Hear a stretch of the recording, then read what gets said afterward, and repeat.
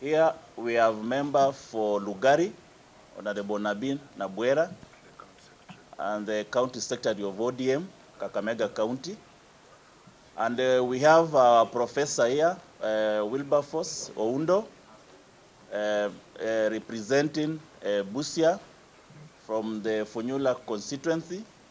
We have Mugabe from Likuyani constituency. They will have a moment to speak, but I want first of all to read the statement for this presser, and we'll open up for questions. So we have met here this morning as elected MPs, among the ones who have before us. In addition, we have Honorable Kibangendi, who is supposed to be here, Honorable Sothi, who is supposed to be here, Honorable Edwin Sifuna is supposed to be here, and they are a part of this statement they have all signed. And we have met here as elected MPs and members in good standing of the Orange Democratic Movement Party to set the record straight with regard to recent happenings within the party. We wish to make clear that many of us, if not all of us here, were present during both the ODM and the Azimio parliamentary group held on the 12th of July at the Jaramogi Foundation in Nairobi. At no time during the said meetings was it resolved that either the party or the coalition will be joining a coalition with William Ruto's KK party. It therefore came as a shock when senior members of ODM showed up on a list of cabinet appointees announced by Ruto yesterday. That some of our leaders have chosen to join a government indicted by the Kenyan people reflects badly on a party that has always advocated for and stood with the people. We have all along maintained support for the ongoing struggle to address the long-standing governance issues bedeviled in Kenya, and are appalled that we are now seen to be joining forces with the people responsible for these issues. To make it worse, the appointment do not reflect the diversity of the party we love, as there clearly was no regard to gender, age, or regional considerations. We wish to reiterate that the position of the party, as communicated by our Secretary General, who is Edwin Sifuna, earlier this week, that indeed the decision by our four comrades were personal and not as a result of any decision passed by the party. We call on the party leadership to move with speed and replace them. That is the end of the statement. I want to finish by saying that ODM party is like an army. 4 of our generals and the brigadiers have deserted duty and are gone to sleep with our enemy. It has no direction from the commander-in-chief, who is the Raila Conned ODM. The party leader was abroad on a private visit, only to come back and find 4 generals and the brigadier have deserted duty and joined the opposite camp. So we are saying this is not the position of the party. Such monumental decision affecting the history, the principles, the ideologies of the party must have been passed by the parliamentary group meeting. I want to give... As a party, as elected members of the party, we want to reiterate and want to be very clear that ODM is an organized party and has got very elaborate structures and elaborate decision-making process as enshrined in its constitution. ODM has always been people-centered, has always practiced social democracy, where everybody matters and where the welfare of the people of Kenya matters. ODM is ODM what it is because of those long-held values. Our colleagues who have left to join government have left, I want to reiterate again to repeat, on their own volition. The ODM party is not in a coalition government with the KK party.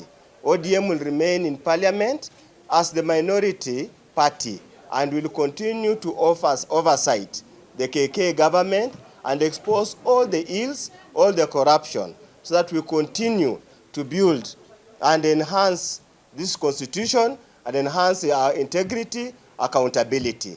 We just hope our colleagues who have joined the government are not going to soil the good name of ODM, because we don't see much that's going to come out of this KK government. We do not know exactly what they are going to do. So as a party, we dissociate ourselves from them, let them go in their individual. If they want to go and serve KK government, if they know how to implement bottoms up, let it their business, but it's not any way connected to the ODM party. Thank you. That I want to wish those who have relinquished their party positions to join government well. And I want to declare here that I will be offering myself to replace one of the leaders who has left the party, so that we can continue with the ideals of this party. The public is wondering whether really it was the right time for us to abandon the cause. And we are telling the public we have not abandoned the cause. It is just generals who have downed tools, and other generals must be appointed to take over the war at the battlefront. Finally, I want to say this. ODM is a national party. We cannot reduce it to sharing seats tribally. It is very, very unfortunate. It is unfortunate that we lost over 50 young people in the last 1 month. It's unfortunate that we lost 75 people last year. And before we resolve the issues of their compensation, before we sit down to address the issues being addressed by Gen Z, we behave like vultures. It's totally unfortunate. And like my Honorable Ounda said, we dissociate ourselves from individual decisions of members of the party. Thank you. As much as there is a party leader, but ODM operates under certain structures. And one of the highest decision making is a parliamentary group that was called upon last week that comprises members of parliament and also members of the National Executive Council. They sat, we deliberated on the issue of dialogue, and we said that the only thing that ODM is ready to engage KK is a National People's Convention. And it was read to the media, the standpoint of ODM as a party, and later on, it was also adopted by the entire Azimio brigade. So that is the structure of ODM, and that's how it operates, and that is the prism under which most political parties operate. So there is no any other decision other than that was given last parliamentary group. And you are aware that our party leader had traveled abroad. He just came yesterday. So anything that happens without the presence of our party leader is null and void. It is, and the Secretary General, through his letter, was written yesterday, yesterday but one, declaring the stand of ODM that there are precedents to an engagement of KK. The precedents, number one, is that abduction must stop. Secondly, all the people have lost life in the struggle from when Azimio was on the streets up to when the Gen Zs have been on the streets. All of the families affected must be compensated fully. The third one is that those arrested must be released unconditionally. And the fourth is that we must cater for those who are hospitalized out of the brutalities of the police. and a number of police officers who have been mentioned either in through media and they have been spotted, they must be brought to book. Those are the conditionalities of having the People's Convention. None of those conditionalities have been met. So that's why I are saying what happened yesterday were individuals who are clamoring to get jobs. And they are gotten out of ODM. We said bye-bye. The ODM party will continue. The new generals will emerge, and the party will emerge. Maybe this time round, we'll even emerge more viciously and very lethal. Vetting is a process of parliament. You cannot, ODM cannot stop vetting. The vetting will proceed because that is a parliamentary procedure. And if they say don't pass this one, I, as a member of parliament for Nyula, I will not vote. But if they say proceed, it will all depend on what you have. But we have some members in the entire cabinet were proposed who have got questionable characters. Yeah. We wait to see how they will defend themselves and what kind of report will be presented on the plenary. Chama cha ODM hakijaungana na chama cha UDA ama KK kwa muungano wote. Kwa hivyo kwa wakati huu vile tunavyo wamesaliti chama. Hiyo ni kusema tu kweli, wamesaliti chama, wamesaliti wa Kenya, wamesaliti wale vijana ambao walikufa tangu mwaka jana.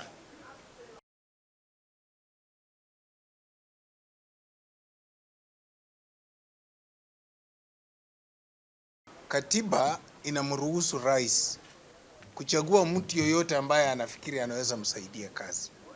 Lakini katika demokrasia ya vyama vingi, ukitaka kumchukua mtu kutoka kwa chama kingine, inabidi rais awe na njia ya kuzungumza na uongozi wa chama kile. Katibu wa chama chetu ambaye yeye ndiye huweka nakala zote za mikutano wa NEC, mkutano wa CMT na mkutano wa parliamentary group ikiwa pamoja na NEC, amekanusha katakata. Na ule mkutano sisi tunasema tulielewana kuwa hakutakuwa na njia ya sisi kuacha kazi yetu kama walio wachache katika bunge tuingie katika serikali. Kwa hivyo kuambatana na hayo, na kwamba yeye kama katibu ajuavyo, hakuna mkutano ambao umeitwa wa vyama kuzungumza kwamba KK na chama chetu cha ODM tumekubaliana, tumeweka makataa kwamba tutakuwa na haya.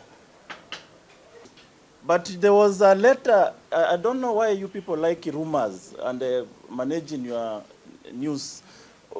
Everything has a process. There have been a parliamentary group meeting. We've never had any other parliamentary group meeting.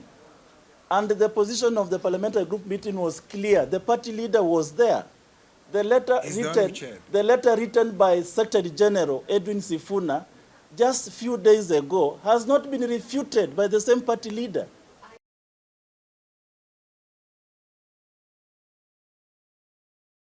But we are saying the same. A coalition government cannot be done in a convoluted manner. You know what a coalition government is. You cannot have a coalition government with a few people, patches here and there, joining the government. You must sit down, draw a coalition agreement. So if William Ruto decides to fire Oparanya, what will you do? If William Ruto decides to fire Joho, what will you do as a party? There must be an agreement that we are giving you, even this member becomes incompetent, shall be replaced by another member from the party. It cannot just be the way it was. This is a national coalition government. It's not a gathering of cattle dip, heads of cattle dip, in villages. This is a national coalition government by a very senior to very the biggest political parties and the coalitions coming together to form a government is such a serious national agenda that you will see the party leader there. Where you saw William Ruto, you should have seen Gachagua, you should have seen Mudavadi, you should have seen Raila Odinga there.